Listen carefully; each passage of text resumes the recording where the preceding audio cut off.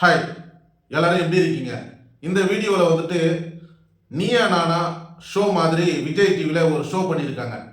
அந்த ஷோவில் ஒரு நண்பர் ரைஸ் கடையில் ரைஸுக்கு எதெல்லாம் மிக்ஸ் பண்ணி ரைஸ் பண்ணுறாங்க, இதெல்லாம் வந்துட்டு நம்ம உடம்புக்கு கெடுதல் அப்படின்னு சொல்லியிருக்காரு. ரைட்டு, ஏற்றுக்கிற விஷயம்தான். ஆனால் அவரு சொன்ன சில விஷயங்கள் ஏற்றுக்கவே முடியாத சில விஷயங்களை வந்துட்டு சொல்லியிருக்காரு. அதாவது ரைஸ் கடையில் இதெல்லாம் மிக்ஸ் பண்ணுறாங்க, இதெல்லாம் கூட மிக்ஸ் பண்ணுறாங்க, நான் வந்துட்டு ப்ரூவ் பண்ணுறேன் அப்படிலாம் அவர் பேசியிருக்காரு.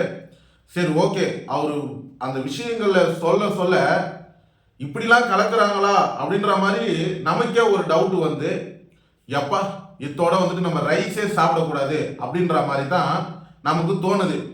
ஆக்சுவலாக இந்த ரீல்ஸில் வர ஷோஸ் எப்போ எடுத்தாங்கன்னு எனக்கு தெரியல. ஆனால் என் மனசில் பட்டதை என்னோட யூடியூப் சேனலில் நான் வந்துட்டு சொல்லணும்னு நினைக்கிறேன்.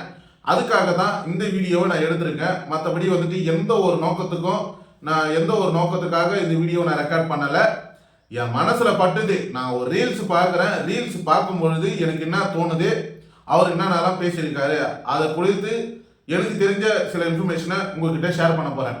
அதுக்கு முன்னாடி இந்த மாதிரி யூஸ்ஃபுல்லான வீடியோஸ் நீங்கள் தெரிஞ்சுக்க நம்ம யூடியூப் சேனல் மறக்காமல் சப்ஸ்கிரைப் பண்ணுங்கள். ஃபர்ஸ்ட் அது என்ன வீடியோன்னு சொல்லி பார்த்துடலாமா?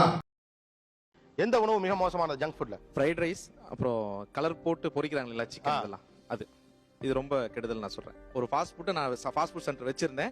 என்கிட்ட ஒரு 4 பேர் வேலை செஞ்சிருந்தாங்க. அதுல எல்லாமே எப்படி செய்யறோம், என்னென்ன யூஸ் பண்றோம் எல்லாமே எனக்கு தெரியும். அதனால தான் என் உடம்பு ஏறினதுக்கு காரணம் அதனால தான். ஆரஞ்சு ரெட் அப்படின்ற ஒரு கலர் தான் போடுவோம். இது சாதாரணமாக நம்ம கடையில் போய் கேட்டால் கொடுக்க மாட்டாங்க. சில ஹோட்டல் வச்சிருக்கவங்க அது கேட்பாங்க, ஆரஞ்சு ரெட் கலர் பவுடர் கொடுங்க அப்படின்னு கேட்பாங்க. அந்த கலர் பவுடர் நீங்கள் இப்படி கையில் தேய்ச்சிட்டிங்கனாவே, சோப்பு போட்டு கழுவினாவே அது போகிறதுக்கு 2 நாள் ஆகும். உங்கள் கையில் சோப்பு போட்டு கழுவினாவே போகிறதுக்கு 2 நாள் ஆகும். ஸோ அதை தான் வந்து அந்த ஃபுட்டில் சேர்க்குறோம், அதை நம்ம சாப்பிட்றோம். இது அதுக்கப்புறம் அதில் போடுற அந்த சோயா சாஸ், ஒரு கேன் வாங்குறாங்கன்னா பாதி எடுத்துட்டு மிச்சத்துக்கு என்ன பண்ணுவாங்கன்னா, ஏற்கனவே மிச்சம் வச்சு அந்த ஆயில் அதில் ஊற்றிக்குவோம். அந்த ஆயில் அதில் ஊற்றிட்டோம்னா சேம் அதே கருப்பு கலரில் அந்த சோயா சாஸ் மாதிரி இருக்கும். பாதி சோயா சாஸ் பாதி ஆயில். பாலில் எப்படி தண்ணி கலக்குறோமோ அந்த மாதிரி பாதி சேர்த்துட்டு அது போட்டோம்னா அது ஒரு டேஸ்ட்டு.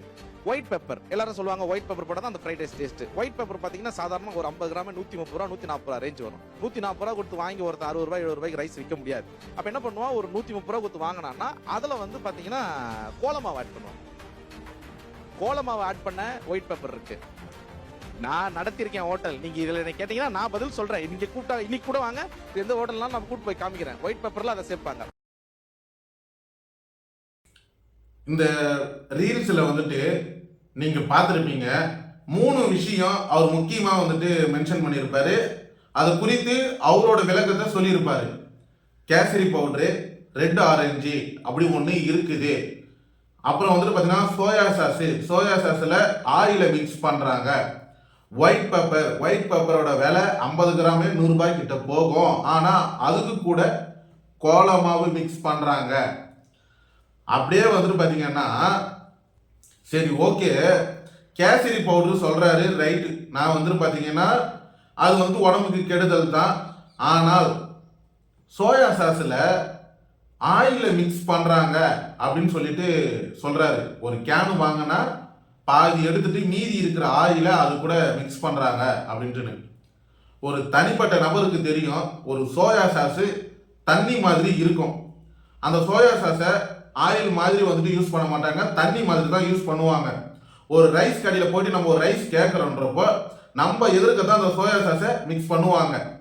நம்ம எதிர்க்க மிக்ஸ் பண்ணுறப்போ அந்த சோயா சாஸ் வந்துட்டு பார்த்தீங்கன்னா, உங்களை எல்லாருக்குமே தெரியும், அந்த பாட்டிலை வாங்கின போது அந்த பாட்டிலேயே மேலே வந்துட்டு ஹோல்ஸ் பண்ணி வச்சு அதே பாட்டிலை தான் யூஸ் பண்ணுவாங்க சோயா சாஸை.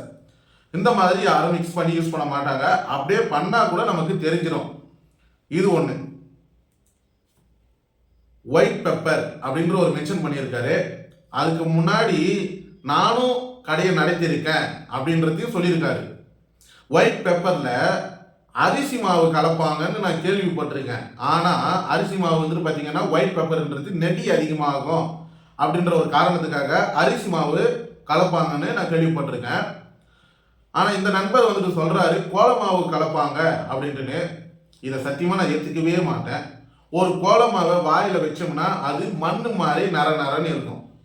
இப்போ ஒரு கடையில் போயிட்டு நான் ஒரு ரைஸ் கேட்குறேன், ரைஸை போட்டு எனக்கு கொடுக்குறாங்க, அது ஒயிட் பேப்பர் கலக்குறாங்கன்னு வச்சுக்கோங்க. அதில் கோல மாவு கலந்துருக்காங்களா இல்லையான்னு எனக்கு தெரியாது, இருந்தாலும் வச்சுக்கிறேன். இப்போ நான் சாப்பிடும் பொழுது என் நாக்குலையோ இல்லை என் பல்லையோ அது நரநரன்னு இருக்குது, இல்லை கடிச்சா வந்துட்டு கரகரன்னு இருக்குது, மண் இருக்குதுன்றது கூடவா எனக்கு வந்துட்டு அந்த அளவுக்கு தெரியாமல் இருக்கிறேன்.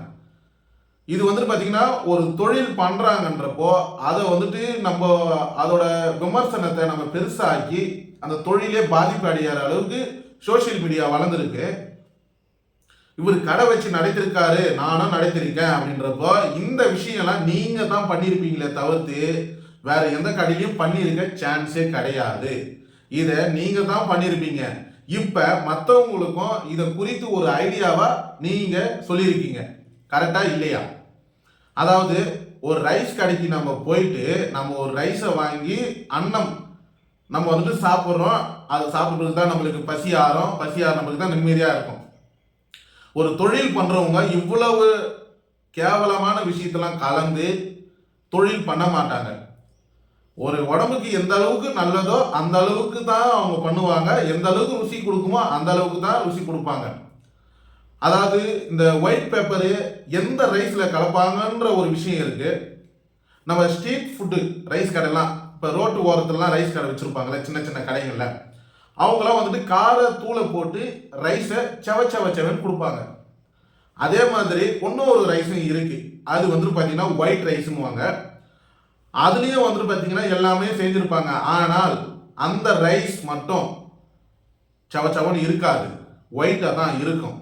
இப்போ ஸ்ட்ரீட் ஃபுட்டில் ரைஸை வந்துட்டு பார்த்தீங்கன்னா மிக்ஸ் பண்ணுற விஷயங்கள்லாம் வந்துட்டு சொல்லியிருப்பார் நண்பர். அவங்க வந்துட்டு பார்த்தீங்கன்னா நார்மல் மிளகுத்தூளை தான் போடுவாங்க, பிளாக்ல வர மிளகுத்தூளை தான் போடுவாங்க. ஏன்னா ஒயிட் போட்டால் தனியாக காமிக்கும். அதுவே வந்துட்டு பார்த்தீங்கன்னா ஒயிட் ரைஸில் அந்த ஒயிட் ரைஸ்னு இருக்குது, 2 ரைஸ் விதமாக பிரிச்சிருப்பாங்க. அதில் வந்துட்டு பார்த்தீங்கன்னா ஒயிட் மிளகுத்தூளை தான் போடுவாங்க. ஏன்னா அப்போ தான் வந்துட்டு அது தெரியாது, அது கூட வந்துட்டு ஐக்கியமாகும்.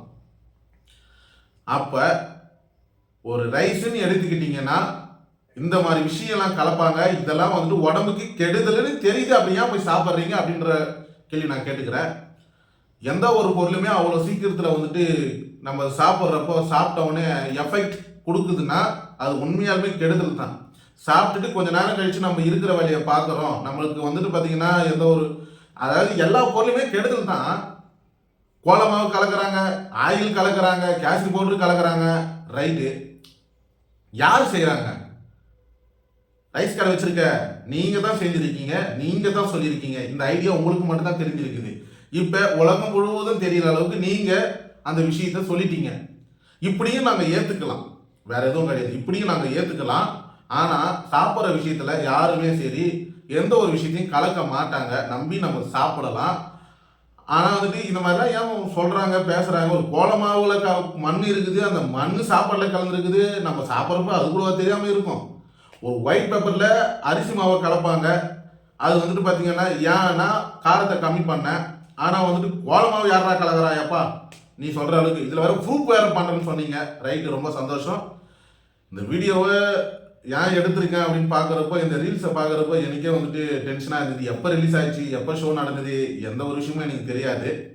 பேசணும்னு தோணுச்சு, அவங்களே அப்படி பேசுகிறப்போ நமக்கு வந்துட்டு பேசணும்னு தோணுச்சு. அதனால் என்னோட வீடியோஸை என்னோட யூடியூப் சேனலில் அப்லோட் பண்ணுறேன்.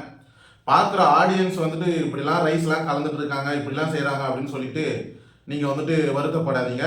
அவர் சொன்ன விஷயத்தில் ஒரே ஒரு விஷயம் மட்டும் தான் உண்மை, மற்றது எல்லாமே பொய் தான். அந்த மாதிரி யாரும் செய்ய மாட்டாங்க. தொழில் ரீதியாக தொழில் பக்தியில் இருக்கிறவங்க யாரும் செய்ய மாட்டாங்க. காசு ரீதியாக பண ரீதியாக ஆசைப்படுறவங்க யாரும் கிடையாது. அன்றாட வாழ்க்கைக்கு தேவையான ரூபாய் கிடைச்சாலுமே போதுன்ற நினைப்புக்கு தான் இப்போலாம் வந்துட்டு தொழில் பண்ணுறாங்க. இதுக்கு முன்னாடி இருக்கிற காலகட்டம் எப்படி தெரியல, இப்போ வந்துட்டு பார்த்தீங்கன்னா அப்படி தான். ஆனால் வந்துட்டு இவர் சொல்கிற மாதிரி யார் பண்ணுறாங்கன்னு தெரியல. இவரே வந்துட்டு நானே வந்துட்டு நடத்திருக்கேன் ரைஸ் கடை, அதில் தான் எனக்கே உடம்பு இப்படி ஆகிடுச்சு. அதாவது கோலமாவு சாப்பிடலாமா உடம்பு இப்படி ஆகுன்றது எனக்கே டவுட்டாக இருக்குது. இந்த மாதிரி யூஸ்ஃபுல்லான வீடியோஸ் நீங்கள் தெரிஞ்சுக்க நம்ம யூடியூப் சேனல் மறைக்காமல் சப்ஸ்கிரைப் பண்ணுங்கள். தேங்க்யூ.